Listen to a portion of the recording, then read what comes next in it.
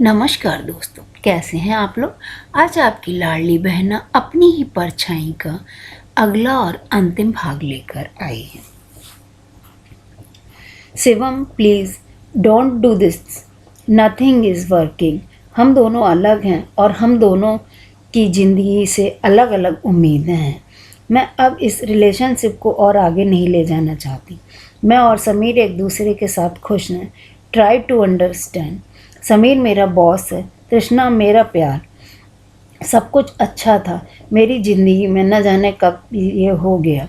तृष्णा चली गई। वो 5 वर्षों का साथ जीने मरने की कस्में, वफाओं की बातें, सब झूठ था। मैं तृष्णा की ज़िंदगी में था ही कब। मैं तो एक साधन था तृष्णा के लिए, एक जरिया। आज जब उसे मुझे बेहतर, उसकी हर इच्छा पूरी करने वाला मिल गया तो वो चली गई मुझे छोड़कर, मेरे प्यार को दुत्कार कर। प्यार, इस शब्द से मुझे नफ़रत हो गई थी। कुछ टूट ही गया था, कुछ चटक गया था मेरे अंदर, मेरे सीने में एक ऐसा घाव जिसमें से रह रहकर खून रिसता था। मैं बेतहासा चाहता था उसे, मगर नहीं। चाहत ही सब कुछ थोड़ी ही होती है।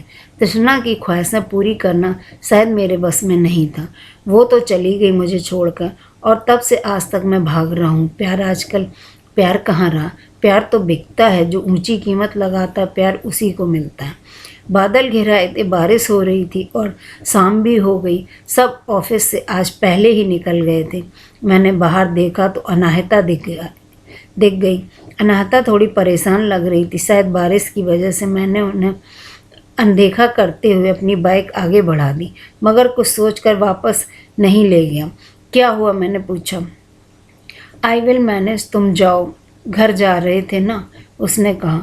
बताओ। सॉरी, मैं थोड़ा अपनी धुन में था। शायद उसने मुझे जाते देख लिया था। वह शर्मिंदगी महसूस हुई। वो कैब नहीं आ रही है। बारिश की वजह से पानी भर गया और रात भी होने को है। अनाहता ने कहा। चलो बैठो, मैं छोड़ देता हूँ। मैंने कहा, ये आर यू श्योर। अनाहता के चेहरे पर वही पुरानी मुस्कान थी और वह बाइक पर बैठ गई। कुछ तो अलग है इस लड़की में, जो जितना हंसती है उतने ही गहरा दर्द है उसकी आंखों में। ये दर्द तो सहन करना है। जो महसूस करता है वही समझ सकता है। हर मुस्कुराहट के पीछे खुशी हो, ये ज़रूरी तो नहीं है। पक्षी चहचहा रहे थे। कल रात काफ़ी बारिश हुई थी, इसलिए मौसम इतना सुहावना था। मैंने अपनी ट्रैक सूट पहना और पार्क में वॉकिंग के लिए निकल गया। मैं राउंड लगा ही रहा था कि अचानक मुझे अनाहता की चिल्लाने की आवाज़ आई। अनाहता नीचे गिरी हुई थी। मैं भाग कर गया। कल बारिश की वजह से फर्श गीला था और शायद इसी चक्कर में मैं फिसल गई। बारिश की वजह से आज पार्क में लोग भी कम थे। उसने बताया कि वह यहाँ अकेली ही रहती है। मैंने उसे सहारा दिया, हॉस्पिटल लेकर पहुँचा। देखिए, फ्रैक्चर हुआ है, प्लास्टर चढ़ाना और चलना फिरना बिल्कुल बंद। सुनिए मिस्टर, अपनी वाइफ का ख्याल रखिएगा। इन्हें थोड़े दिन कंप्लीट रेस्ट करना है। डॉक्टर ने दवा की पर्ची पकड़ाते हुए कहा।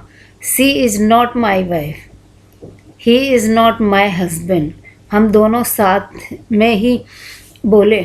डॉक्टर मुस्करा दिया। अनाहता कराह रही थी। मैंने अनाहता से पूछा, सुनो, तुम्हारे घर पर फ़ोन कर देता हूँ, तुम्हारी देखभाल के लिए कोई आ जाएगा। मैं अनाथ हूँ, मेरा कोई नहीं है। बचपन में ही जिसने जन्म दिया उसने कूड़े के ढेर पर फेंक दिया। अनाथालय में बड़ी हुई और जब बड़ी हुई तो इस जिस्म के लिए लड़खते गिद्धों की कुदृष्टि से खुद को बचाते हुए किसी तरह से उसके चंगुल से भाग निकली और तब से आज तक भाग ही रही हूँ, एक जगह से दूसरी जगह, जैसे तुम भाग रहे हो ना। अनाहता ने मेरी नज़रों में झांकते हुए कहा। मेरा दिल धक से रह गया।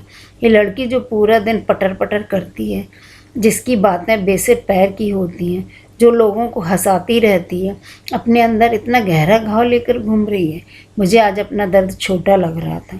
मैं अनाहता को घर ले आया, उसकी दवाइयाँ सिरहाने रखी और उससे पूछा, सुनो, तुम्हें भूख लगी है? हाँ, मैं इंस्टेंट नूडल्स खाऊंगी।